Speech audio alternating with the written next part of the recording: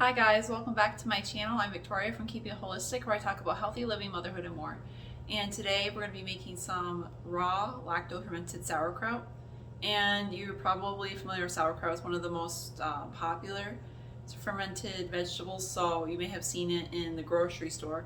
And unlike the ones in the grocery store, this is going to be actually raw. So the ones in the grocery store are typically pasteurized. I actually didn't know that until recently. I just figured it was all real sauerkraut, but they heat it to a high temperature, which actually destroys the benefits of sauerkraut. And sometimes you'll even see in recipes, they'll tell you to heat up the sauerkraut like in a sandwich or on some potatoes or something. So I wouldn't recommend doing that. It's one of those things you want to have cold or room temperature, because otherwise it's going to destroy the benefits of it. And there are a lot of benefits to fermented vegetables like sauerkraut, and they have lots of probiotics in it, which are really good for your gut. So I'm going to show you today how to make it, and it's really easy. You pretty much just need a cabbage and a large jar, some kind of lid or cover, and filtered water and salt. So let's get into the recipe. So if you're not familiar with fermenting vegetables, you may be worried about mold or issues like that. And the thing is that when you put vegetables, when you submerge them underneath a brine, a saltwater brine, that prohibits the bad bacteria from growing and allows good bacteria to grow. So if you're worried about that, don't be worried, because it's completely fine. If you see any kind of mold or anything on the top, you'll just want to scrape it off, and anything below the brine is going to be okay. And I forgot to show you guys this in my last video. You haven't seen my fermented pickles video, but the lids that I use are these type of fermentation lids, and this is the kit that I got, and I will share that with you guys down below. I'll give you guys a link to that, and it's pretty inexpensive. But you can also use regular lids and then just burp it, or when I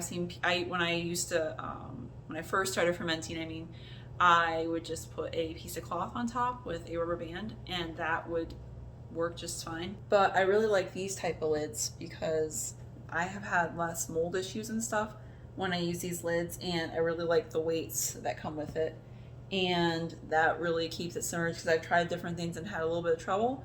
When I make sauerkraut, I also save the outer leaves of the cabbage, and I'll tell you more about that in a second, but that helps keep the leaves and stuff, the little shredded pieces, all submerged under the brine. And another thing I like about this kit too is that it has this little pump, and I've only used it occasionally because I kind of already know how long I like to ferment my stuff. But if you're just starting out and you want to open it every once in a while and taste it to see how sour it is, to get it to the right level of sourness, this little pump thing, you use it and it helps suck the air out of it, because after the first few days, that's when the air gets removed. It kind of creates this good environment in there. But if you open it maybe like a week or two later, that's going to allow more air back in there. So this kind of keeps it mold free mostly. Like I've had a lot less issues with mold since I've been using these lids and this system. So definitely check that out down below. I would suggest when you're first learning how to make sauerkraut, make it with sauerkraut and salt, just the basic recipe. But if you want a little bit more flavor and you're a little bit more advanced, then I would suggest adding in some shredded carrot and or shredded apple.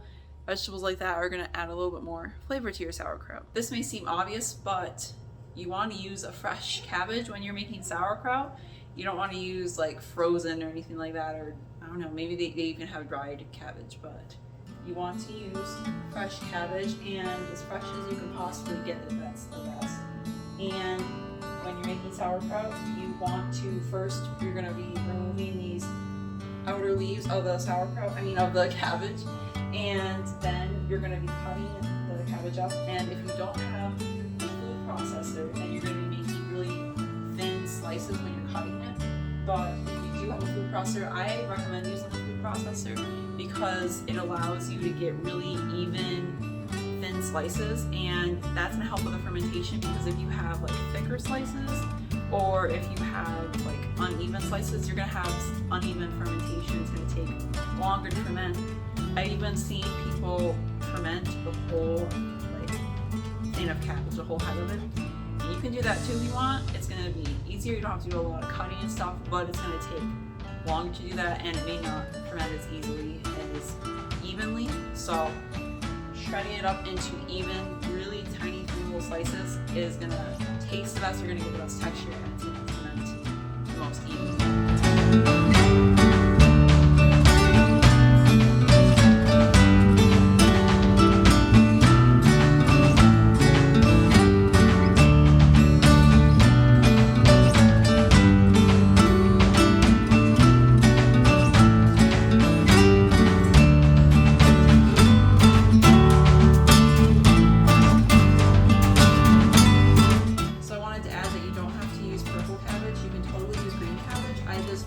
How pretty the purple looks.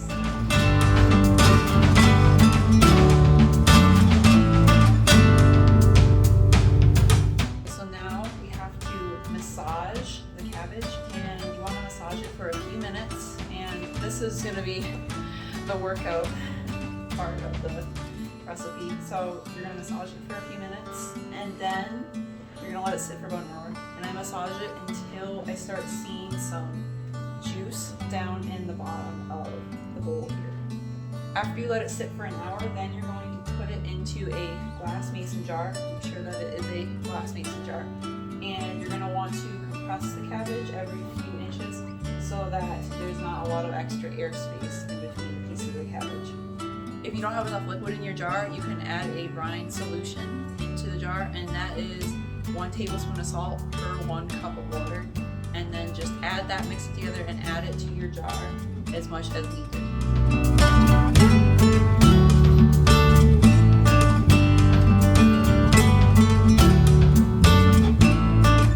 So next I'm going to add a little bit of juice from my previous batch of sauerkraut to this batch of sauerkraut. Once I have filled up my jar with cabbage, then I add the cabbage leaves on top, and this helps keep the cabbage submerged. Then I put my weight on top and push it down so that you have a few inches or so of brine on the top. You want to make sure that your cabbage is completely submerged. Then you're going to put your lid on top, and you can let it sit for about 2 weeks at least, or you can let it sit up to 4 weeks. It just depends on the amount of sourness that you want.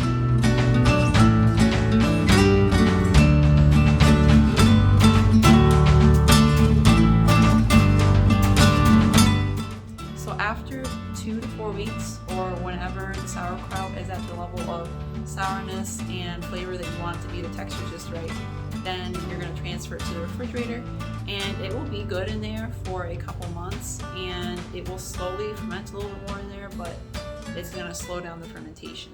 I hope you enjoyed this recipe, and I hope that it was really helpful for you, because it is a very easy, basic recipe that I think a lot of people should know. And it has so many benefits. It's something that you should be consuming regularly.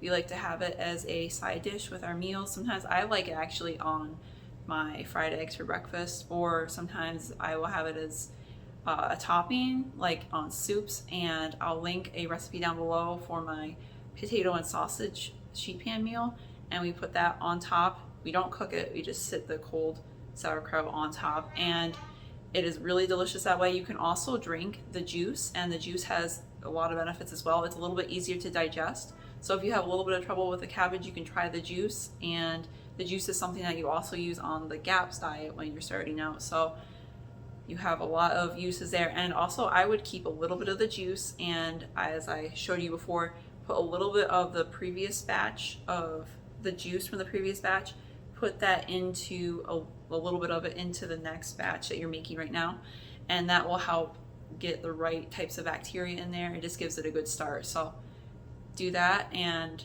please be sure to like, share, and subscribe. Check out the recipe and leave me a comment, and I'll see you guys again soon.